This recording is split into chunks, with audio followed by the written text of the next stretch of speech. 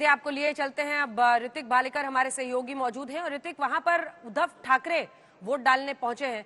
देखिए, बड़ी तस्वीर में अगर आप देखिए तो ये बहुत बड़ा इम्तिहान है। लगभग 53 ऐसी सीटें हैं जहां पर सेना वर्सेस सेना की लड़ाई है। एक तरफ उद्धव ठाकरे हैं तो सीधा मुकाबला उन सीटों पर शिंदे वाले शिवसेना से है। ऐसे में ये बड़ा एग्जाम उनके लिए भी है, अस्तित्व वाला एग्जाम।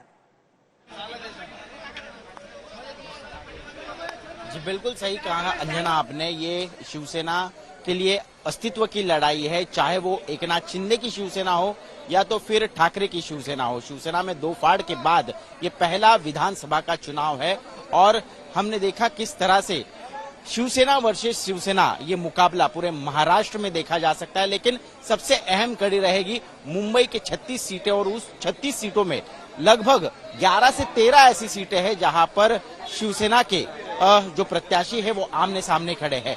उद्धव ठाकरे अपने परिवार के साथ अब फिलहाल यहाँ पर बांद्रा ईस्ट के इस साहित्य सहवास के पोलिंग बूथ पर अपना वोट डालने आए हैं। अपना अधिकार जो है लोकतंत्र ने दिया अधिकार वो एक्सरसाइज करने आए हुए हैं। हमने देखा यहाँ पर आदित्य ठाकरे, उनके भाई तेजस ठाकरे, पत्नी रश्मि ठाकरे और उद्धव ठाकरे सभी परिवार के सदस्य इकट्ठा यहाँ पर आए हैं। यहाँ पर कतार में खड़े थे अब वो अंदर चले गए हैं, अब अपना वोट डालेंगे। आपको बता दूं कि वरुण सरदेसाई जो कि आदित्य ठाकरे के ही मौसेरे भाई है, वो यहाँ से ठाकरे शिवसेना के प्रत्याशी है। उनके खिलाफ जिशान सिद्दीकी जो यहाँ के मौजूदा कांग्रेस के विधायक थे, अब वो अजित पवार गुट में जा गए, शामिल हो गए हैं।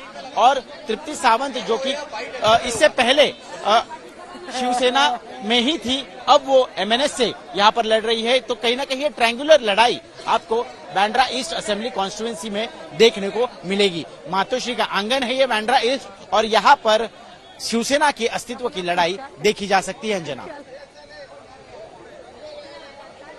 फिर हुआ बस थमा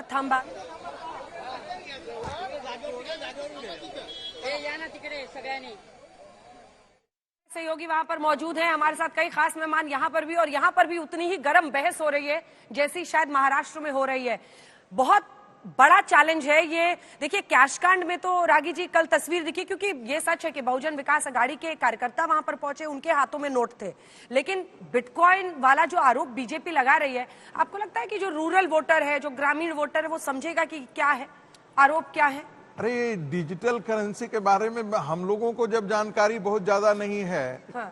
साइबर पुलिस को जानकारी नहीं है, हाँ। जो साइबर सेल के लोग हैं वो ये पूरी दुनिया के लिए बहुत बड़ा समस्या है, क्योंकि ये सारा ट्रांजैक्शन जो होता है वो नेटवर्क ट्रांजैक्शन होता है। तो ऐसे में इस नेटवर्क ट्रांजैक्शन के बारे में चाहे आप जाकर के प्रेस कॉन्फ्रेंस करके बताइए, ये नैरेटिव सेट करने के लिए बात अपनी बात। एकनाथ शिंदे को आप देख रहे हैं, एकनाथ शिंदे अपना वोट डालने के लिए पहुंचे हुए हैं।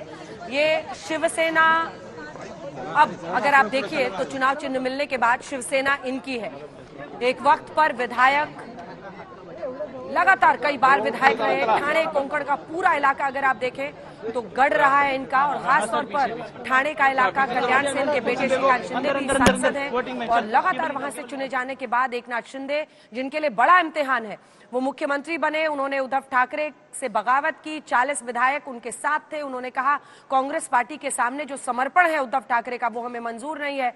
उद्धव ठाकरे का गुट ये पूछता रहा कि अभी तक फिर क्यों बने रहे, क्यों आपने 2022 में आकर ये अलग होने की सोची। उन्होंने आरोप लगाया कि बीजेपी के इशारे पर ये सब कुछ हो रहा है।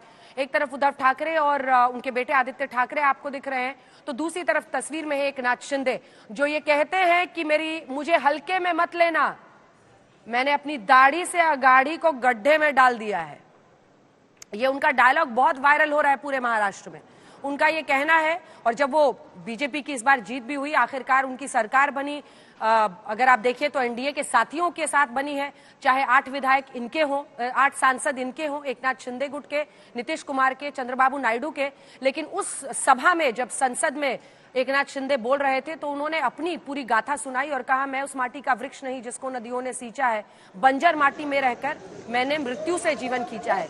वो ये कहते हैं कि एक वक्त ऐसा था जब मेरे पिता ने मुझे ऑटो दिया और कहा ऑटो चलाओ, लेकिन मुझे उसमें मन नहीं लगता था, मैं राजनीति में जाना चाहता था। माँ से भी बगावत की, पिता को भी नाराज किया, लेकिन मैं राजनीतिक रूप से आगे बढ़ा और धीरे धीरे वो बहुत करीबी बाला साहब ठाकरे के बन गए थे।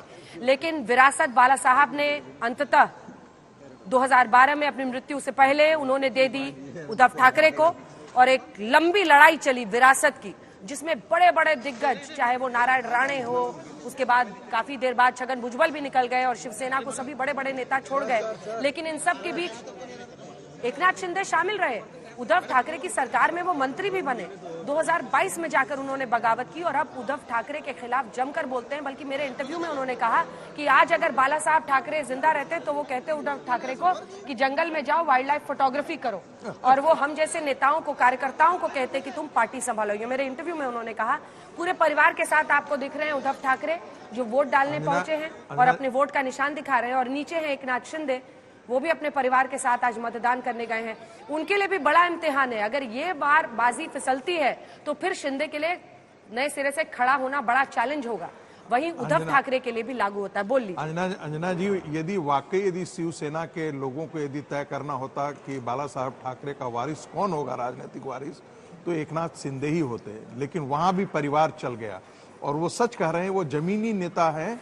और मुझे ऐसा लगता है कि इस महाराष्ट्र के असेंबली चुनाव के बाद उद्धव ठाकरे राज ठाकरे की तरफ बढ़ने की दिशा में चल पड़े हैं। यदि इस चुनाव में उद्धव ठाकरे अच्छा परफॉर्मेंस नहीं करते हैं, जिसकी संभावना बहुत ज्यादा है, तो महाराष्ट्र की राजनीति में वो चौथे पायदान पे चले जाएंगे। क्या आप भी ऐसा मानते हैं? कई लोग ग्राउंड पर मान रहे हैं कि उधर अजित पवार अगर कमजोर कड़ी है, जिनकी परफॉर्मेंस 1 आउट ऑफ 4 रही थी पिछली बार लोकसभा में, तो इस तरफ उद्धव के परफॉर्मेंस पर बहुत निर्भर है। नहीं, मैं ऐसा नहीं। कांग्रेस और शरद पवार गुट बहुत आश्वस्त है कि हम तो बड़ा अच्छा करने वाले। नहीं, मैं ऐसा नहीं मानता कि उद्धव ठाकरे कमजोर कड़ी है, क्योंकि पूरा चुनाव ही उद्धव बनाम शिंदे है। और ये चुनाव हो क्यों रहा है? इसलिए हो रहा है कि उद्धव ठाकरे की सरकार गिराने के बाद एकनाथ शिंदे मुख्यमंत्री बने हैं। तो ये भी एक मुद्दा है वहां पर। महाराष्ट्र की अस्मिता का मुद्दा है। महाराष्ट्र की अस्मिता के सवाल पर एकनाथ शिंदे के पास कोई जवाब नहीं है कि 7 प्रोजेक्ट जो चले गए महाराष्ट्र से निकल करके, उसका क्या जवाब है उनके पास? वो उद्धव ठाकरे उठा रहे हैं हर सभा में अपने। संजय जी, मराठा चेहरा शिंदे साहब का आपको कैसे काम करते हुए दिख रहा है? बिल्कुल, मुझे लगता है कि शिंदे साहब का मराठा चेहरा जो है वो मराठा वोट, मुझे इस वक्त लगता है कि मराठा वोट शिंदे ग्रुप के तरफ झुका हुआ दिखाई पड़ता है।